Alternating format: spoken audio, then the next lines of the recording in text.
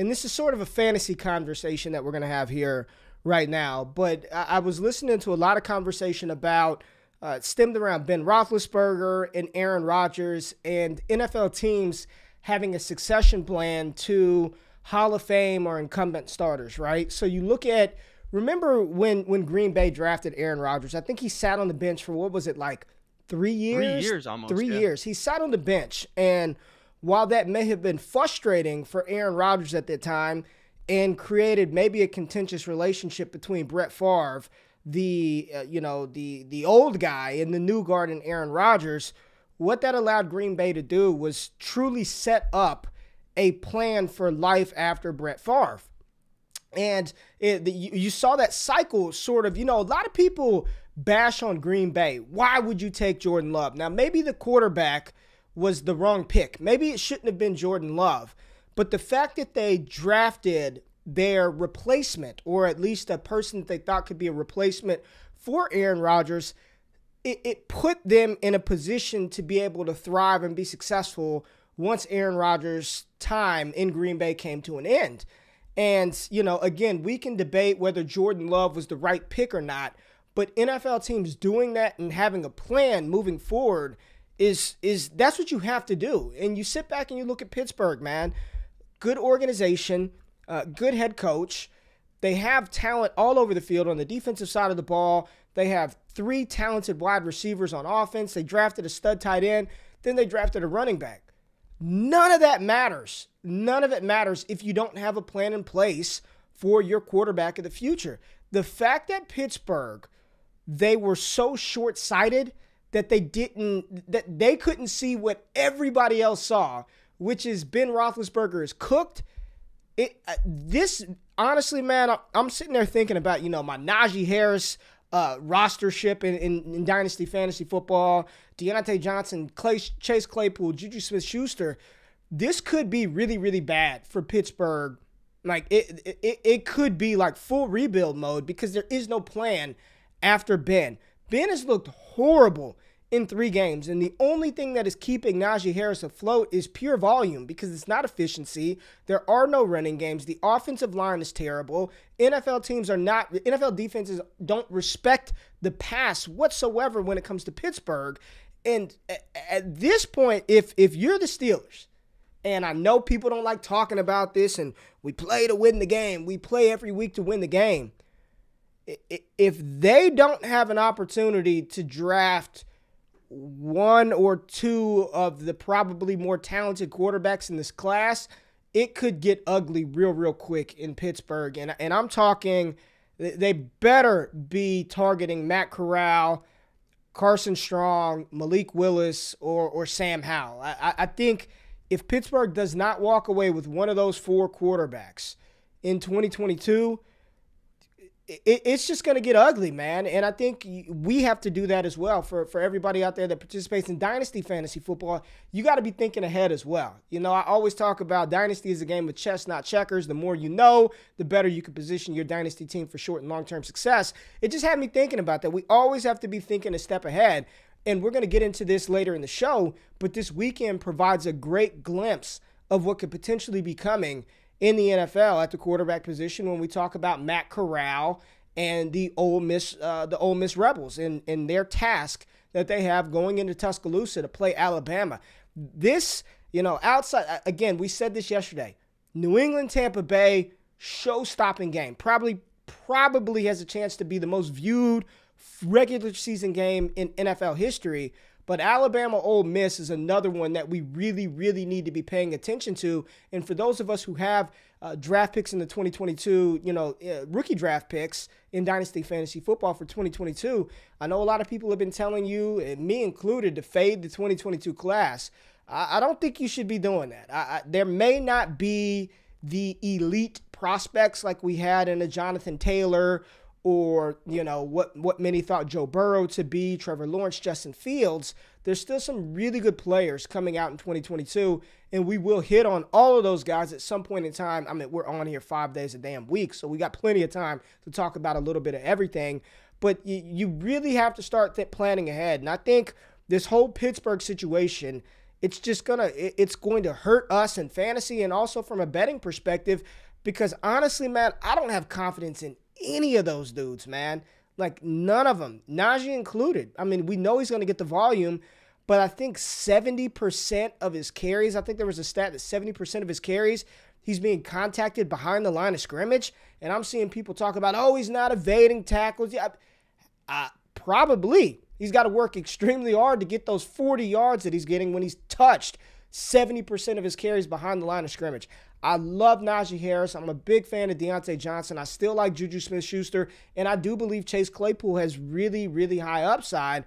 But this offense is scary, even with all these pieces, Jay. I don't know, man. Do you have any thought about the Pittsburgh situation, or just finding your succession plan earlier rather than being reactive? You want to be ahead of the eight ball, not behind it. And right now, say what you want about Green Bay, they at least took the steps to try to get ahead of the eight ball and try to get ahead of a potential problem with no quarterback. Dallas Cowboys did the same thing. You know, when they took Dak Prescott in the 4th round of the 2016 NFL draft, they already had Tony Romo, but they're thinking ahead. They're moving forward. Dwayne Haskins and Mason Rudolph are not the answer in Pittsburgh. They better figure it out, man. They better do something real soon, man. Yeah, so I think where I sort of disagree with you a little bit is that you look at the rift that drafting Jordan Love caused the Packers. I don't care. Yeah. That doesn't matter. It doesn't matter, man. And that's the point that I'm trying to make. A lot of people are like, oh no, look at the rift it caused. It doesn't matter. It caused a rift when Green Bay drafted Aaron Rodgers and they had Brett Favre. But it didn't matter because they ended up winning a Super Bowl a few years later because they had a guy in place ready to play. If I'm running a business, if you are a CEO of a company, do you not go out and hire top-level talent just because you already have somebody in the building? You've got to make sure that you can sustain your success long-term and short-term. So whatever rift it caused. Now, again, I'm not saying the approach was right. Maybe they should have reached out to Aaron Rodgers and said, look, Aaron, this is what we're going to do. And I think they've even admitted that we probably should have involved him in the conversation. Yeah, they did do that, yeah. But the rift, it doesn't matter about what the rift costs because Aaron Rodgers is still playing well. He won an MVP last year with Jordan Love on the bench. That rift does not matter. You have to have a plan in place because Aaron Rodgers will not be there forever. So that part is right, but what I will say is in my opinion, you're living in the minority situation. You talked about Dak Prescott. You're talking about Aaron Rodgers. Dak Prescott, I believe, was a 4th-round pick or 3rd-round pick. So again, not going to cause a massive rift there with Tony Romo. Only a 4th-round pick. Pittsburgh Steelers, obviously, when they drafted Mason Rudolph, when they drafted Josh Dobbs, when they brought in Dwayne Haskins, hoped that one of those guys could be the incumbent. We don't know that Jordan Love can be an incumbent that's even serviceable. The Packers seem to think that maybe he can be, but we don't know. We haven't seen him play yet. Mason Rudolph, we saw play. He stinks. To your point, Josh Dobbs, we saw play. He was not very good. Dwayne Haskins doesn't look very good. So while I think the Steelers tried, they just failed. And this happens a lot in the NFL. When you have a quarterback for nearly 20 years, trying to replace that guy is not going to be easy. But where I sort of agree with you is that Ben's been doing this where he should have been gone for way too long. Way too long. Like, he hasn't looked good for now, I think, coming on 3 years, where he can't throw the ball deep. You know, he had the shoulder injury, I believe, 2 years ago. Now he's throwing the ball 58 times, can't throw it more than 10 yards half the time. Chase Claypool is basically useless because Ben can't get him the ball down the field half the time. So, you know, I think that you are living a little bit in the minority situation where you do get that incumbent and it works out. A lot of the times, unfortunately, it doesn't. You know, like, there's a lot of quarterbacks that we may like in the draft, but may not be. But you're focusing on the results, not the process. The process is correct. But the process that the Steelers did is what you're talking about. They drafted Mason Rudolph. They drafted Josh Dobbs. They brought in Dwayne Haskins. Like, those are all, and I believe Josh Dobbs was still a 4th-round pick. You know, out of Tennessee, super smart guy. But Mason, it just didn't work out. Okay, but you knew right away that Mason Rudolph wasn't the guy. You knew that they had a sample size.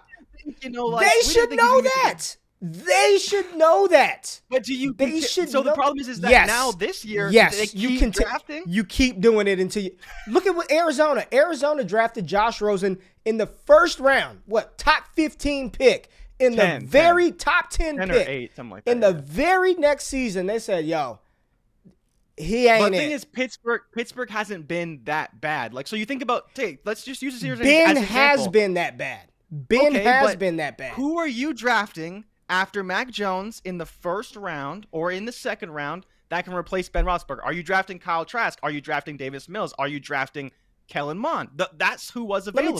Let me tell you. Spot. At their spot, correct. And the Chicago Bears also. How many trades did we see in the first round of last year's draft? Yeah, multiple trades. So instead of sitting there at 25 and taking a running back, which as much as I love Najee Harris, that has not worked out for every team. Like any running back in the first, it has not worked out.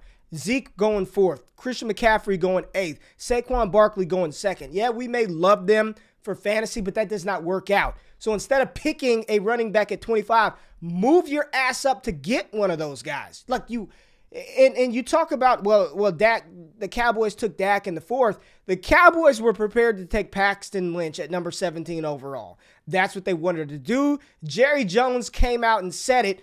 Denver sniped us on Paxton Lynch, the big-armed quarterback out of Memphis. We were going to take Paxton Lynch at 17 with Tony Romo there. You cannot win a Super Bowl, which is the goal for these NFL teams. I think we get things misconstrued that the goal is to score fantasy points. The goal is to win the Millie Maker in DFS. The goal is to win a Super Bowl.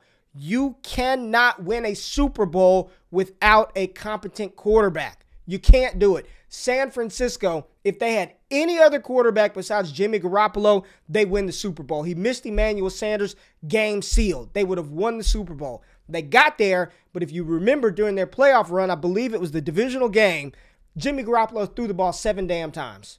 7 times. And then they end up still, because they don't trust the dude. They don't trust him, and that's why even after giving Jared Goff, just think about what the Rams are doing.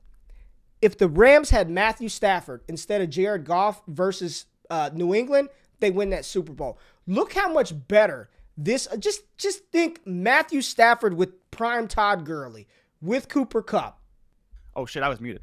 But everything you said was muted. Like, come on, bro. Like, stop. You're talking. No. The Rams with a competent quarterback, it unlocks everything. There were people who were down on Sean McVay. There were people who were like, oh, McVay isn't it. No, he was fine. He just had Jared Goff at quarterback, and that's why they couldn't do what they did. So it does not – I don't give a shit if you have to draft a quarterback every year until you find the guy. You got to do it. I'm not saying you draft a quarterback every year in round 1, but Pittsburgh is in a situation where they have no choice but to do that this year. Yeah, and I think to your point, even when they drafted Mason Rudolph, it was probably still a year or two too late. They should have been looking already to find that incumbent for Ben because they knew it was coming. They must have known that. You would think. Appreciate y'all waking up. Make today great. Make today great again. MTGA. We out, man. Peace.